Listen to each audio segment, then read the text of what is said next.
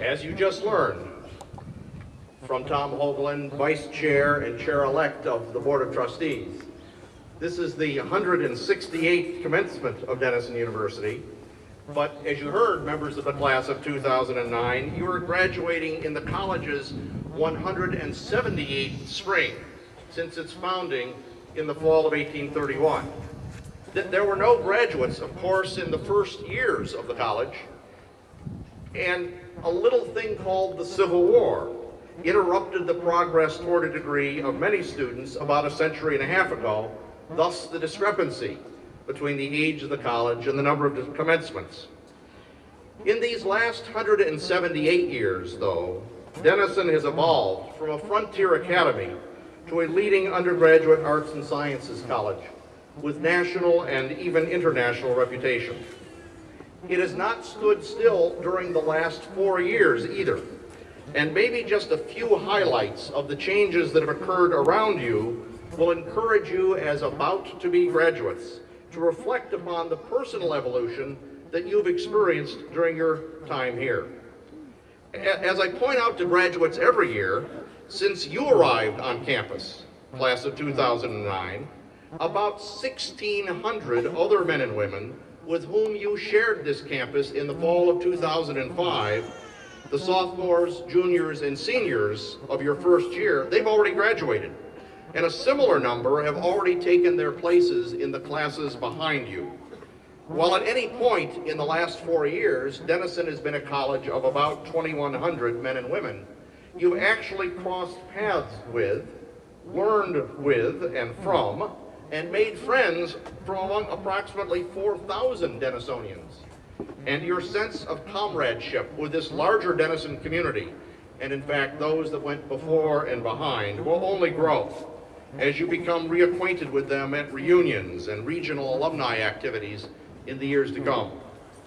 Change has come to the faculty during your time at Denison too. Not only have there been 4 years of retirements of accomplished senior faculty, although interestingly, there are no retirements this year, but in this time, 25 new professors have joined the permanent Denison faculty since you arrived, bringing their own skills and energies to the classroom and laboratory and studio. A strong and forward-looking college is always experiencing that kind of intellectual renewal. Although you may have forgotten it, when you first arrived on campus, Wright and Hayes halls, that were then known as Upper and Lower Maple, and the 2 Elms halls had just opened, adding significantly to the college's stock of apartments with kitchens for student living. During your first year, the campus indoors and out was for the first time covered by a wireless data network, allowing access to the internet from just about everywhere. And new electronic classrooms have continued to pop up in academic buildings throughout your 4 years. The reference area of Doane Library was completely reconfigured into a learning commons, bringing together in one place resources for locating information in either print or digital form.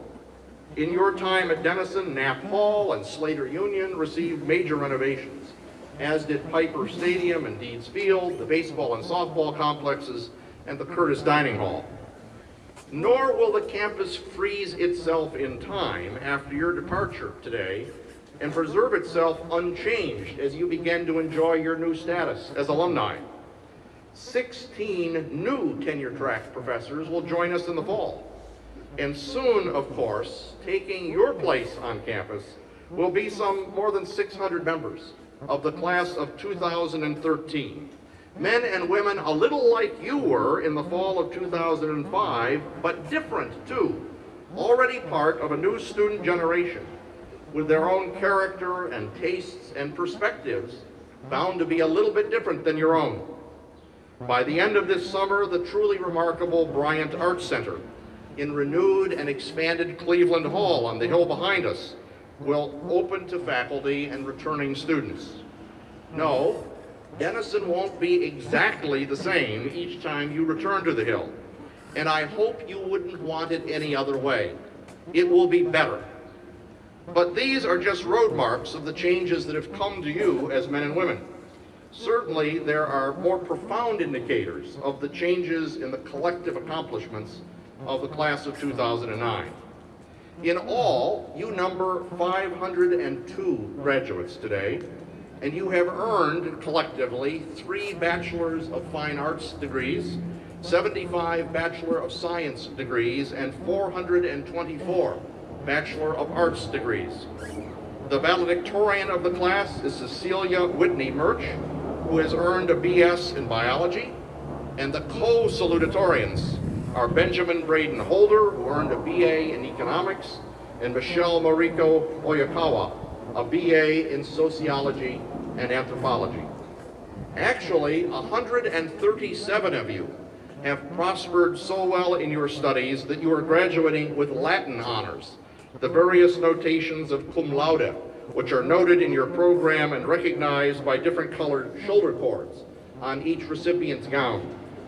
And yesterday, I participated in the induction of 37 members of the class into Phi Beta Kappa, the historic academic honor society, an unusually large number. On Friday, I had the pleasure of joining Dr. Kent Maynard and other faculty colleagues at a ceremony to recognize 55 graduates who challenged themselves by fulfilling the requirements of Denison's interdisciplinary honors program. And just a few weeks ago, no fewer than 81 of you submitted completed senior honors projects, which are the result of sustained independent scholarship and close collaboration with a faculty mentor. Several of you represented your classmates especially well by attracting national attention for your achievements. Megan Ansbro and Beza Ayalu have earned international Fulbright postgraduate research awards to universities in respectively Austria and Canada, and postgraduate teaching awards funded through different elements of the Fulbright program are taking Elise Akbari to Malaysia, Liz Cummings to France, and Sadie Orlowski to Germany. In addition, Amina Ali and Carly Newman have been selected as French government teaching assistants for 2009-10. Dana Meyer received a highly sought-after grant from the Davis United World College's Projects for Peace, which will allow her to work on health issues in Bolivia this summer. And many of you noticed the inclusion of Katie Schroering in USA Today's list of its all-USA college academic teams several weeks ago. As these forms of recognition highlight, members of the class of 2009 repeatedly seized opportunities to challenge themselves in and out of the classroom.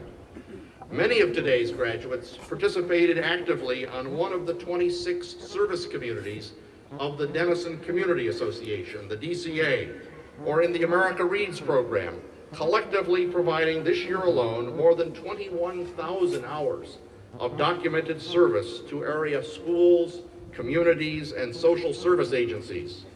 Brandy Abrams, a volunteer leader in the America Reads program, and Trevor Smith, a Granville volunteer firefighter and emergency medical technician, were singled out by the Granville Area Chamber of Commerce to share the annual Kusmal Award for exceptional student service to the local community. And my hat is off to the hundreds of students, including many of you, who blended work and fun just a few weeks ago to raise nearly $50,000 for the American Cancer Society at Denison's own Relay for Life.